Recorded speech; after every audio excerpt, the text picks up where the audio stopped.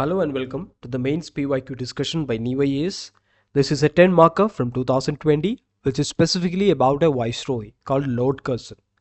There are some viceroys who are very important. There were a series of viceroys as well as governor generals, starting from Warren Hastings in 1772. From a mains perspective, you don't have to remember all of them, but there are some people. One is Lord Curzon, one can be Mountbatten, the last viceroy, one can be Dalhousie, one can be Cornwallis for the permanent settlement. So there are some people like that. And here you have a complete 10 marker based on Curzon. The question is you have to evaluate the policies of Curzon and then the long-term implications it had on the national movement. That's the question. So we'll give by giving the factual basis behind Lord Curzon's time period or the person himself. We'll start by talking about his time period, which is 1899 to 1905. Viceroys usually have a 5-year time period. So we'll give this 5-year time period the tenure that marks his reign. Then we will say that he was succeeded by Dalhousie in 1905. Now, this period has an important feature because Congress was formed in 1885. After 15 years, almost 15 years, you have Curzon's reign. So that means it is in the initial movement. It's in the initial phase of the national movement. So we'll mark that period. One of the first mass movements, the Swadeshi movement, happened in his reign. That's why we'll make it as a point here.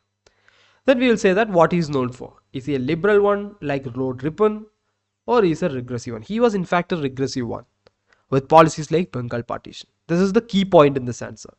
But we'll place it along with other answers in the body part as well.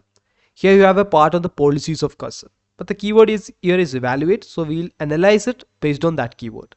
See the Calcutta Corporation Act. What it did? It reduced the number of elected representatives to Calcutta Corporation. The Police Commission Act under Andrew Fraser, it further consolidated the power of the police. The Ancient Monument Preservation Act 1904, it restricted the access to protected areas and antiques.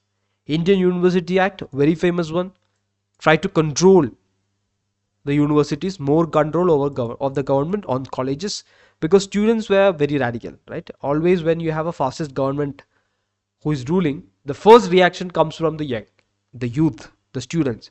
So the British were very particular about controlling them.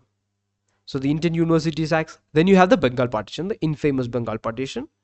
And this was done to check the rise of nationalism, but they gave the reason as administrative convenience, but we'll give this reason here. So these are the 5 policies. It's a 10 marker, so 5 policies here, 5 major policies, then 5 long-term implications. First, Swadeshi movement, the reply to Bengal partition, and it was the first major national movement in India. Next up, Surat split, the split between moderates and extremists. There is also an aftermath of Curzon's regime because the extremists were not happy with the way moderates were carrying on the affairs or carrying on their resistance to the British. Formation of Muslim League 1907. The divide and rule policy of the British is working then. The Muslim leadership is given a lot of appeasement by the British so that they form a separate part and divide the nationalistic sentiment into 2. Later on, you can see this is the go-to weapon of the British. Whenever you have nationalist sentiment coming up, they'll go to this left versus right narrative, that is Muslim versus Hindu, so that they can channelize the nationalistic sentiment into a communal sentiment. So that starts from here. Then you have increased frequency of revolutionary acts. This is because it's a very regressive regime and the resistance through formal means is not effective. So revolutionary activity is gaining traction. Finally, the railway reforms of Curzon. It resulted in consolidation efforts. So when Gandhi came in 1915, the first thing he did was to travel throughout India through train. And it happened because of the consolidation that happened due to railways. So India was in a way unified with railways as well. Then he did measures in trade, Indian unification.